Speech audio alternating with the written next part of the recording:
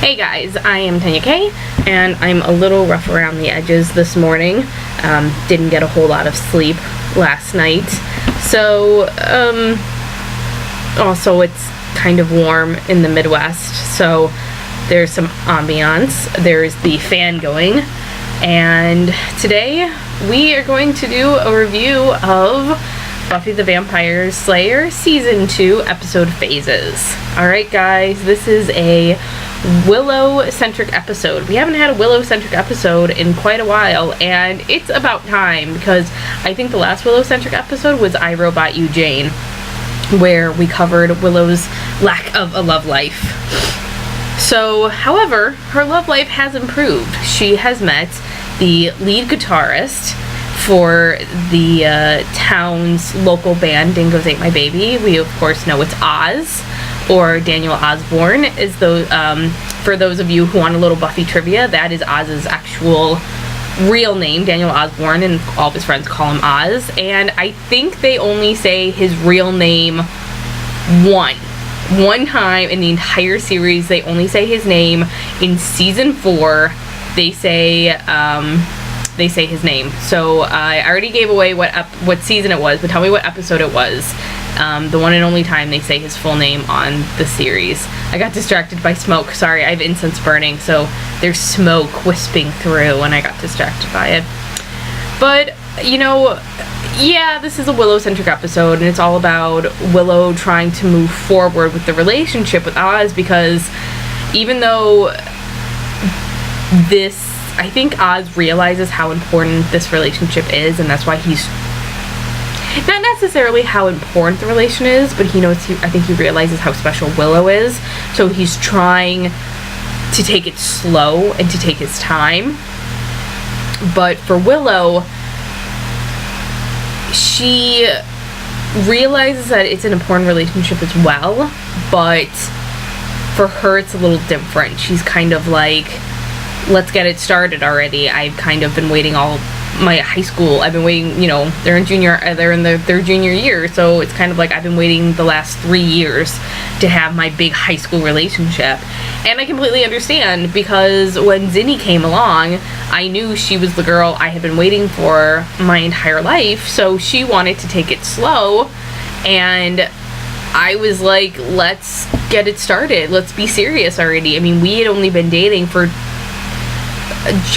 we'd been dating for about 10 weeks, and I was like, why aren't we totally serious and committed yet? Let's get it started. And then, even when we had been dating for like 5 months, I was like, why aren't we moved in yet? Why aren't we married yet? Like, let's get it started. So I completely understand how Willow feels, but Oz is taking his time, and while all of this is going on, we are still reminded that Buffy has just recently lost Angel, and it's worse than if he were killed. If Angel had been killed, Buffy would have mourned. She would have been really sad, but then someone else would have come along, and the whole series could have been different. God only knows what would have happened if Angel had been killed, but he didn't just die. He did die, but somebody else is walking around. Now there's Angelus walking around. So she has to deal with losing Angel and with destroying any hope of ever getting him back, because even though they don't know that they could get him back and Angel could come back, I think Buffy is definitely holding out for that one last hope. So of course she doesn't want to kill him, because she's still hoping, even though they don't have any evidence to support it. So she's trying to deal with keeping him at bay, but not killing Angelus. And speaking of Angelus, check this out. Oh, you can't see it. I put my Angel beach towel on my chair. And, do you guys notice anything different? See how there's, like, nothing left on the walls? That's right. It's time to start packing. But, so that's pretty much all they have to say in this episode about the Buffy-Angel relationship. Of course, we see Angelus, doing bad things like killing Teresa, but for the most part, That's all there is. Because let's, shove all of that season arc stuff out of the way, because it's time for Monster of the Week. And Monster of the Week is a werewolf. It's a really bad, costumed, cheesy, gray werewolf. But there's a werewolf on the prowl, and they're gonna hunt him down. And unfortunately, well, there's this scene that happens that just throws the werewolf thing and the Oz relationship all together at once, so I will reenact that scene for you now.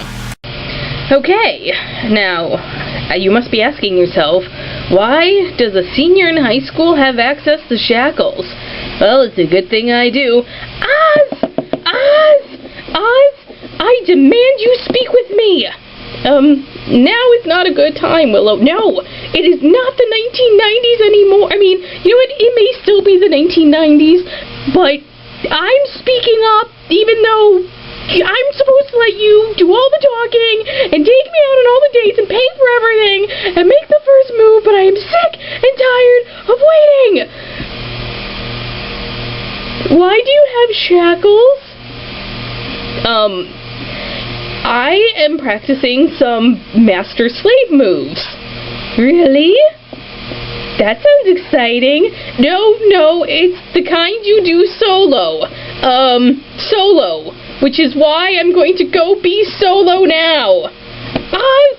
Oz, stop running away from me, Oz! You will speak to me, Oz! Oz! Oz! Roar! Oh my god, you're a werewolf! Roar! Can we still date?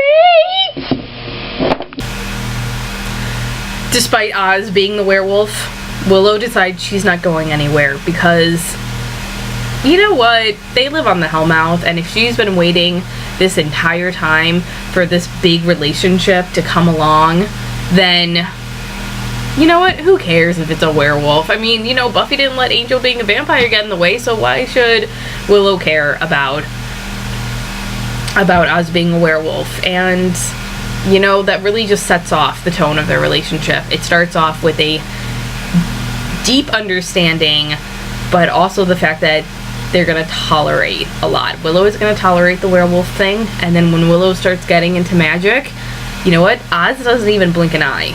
And I wonder if the reason why Oz doesn't blink an eye with Willow's witchcraft is because he knows that Willow's already putting up with him.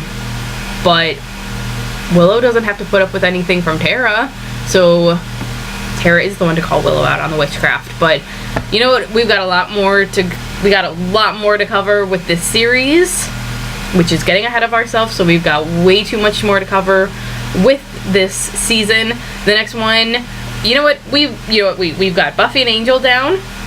We don't have Jenny and Giles down. We'll get to them soon. But we've got Buffy and Angel. We've got Willow and Oz. So who are we going to cover next? We're going to tackle Xander and Cordelia. That's right. The next episode is a Xander-centric episode, but it's also a Xander-Cordelia relationship episode. So I will see you guys next time. I have been Tennyak. Thank you so much, and I'll catch you in Bewitched, Bothered, and Bewildered. Bye.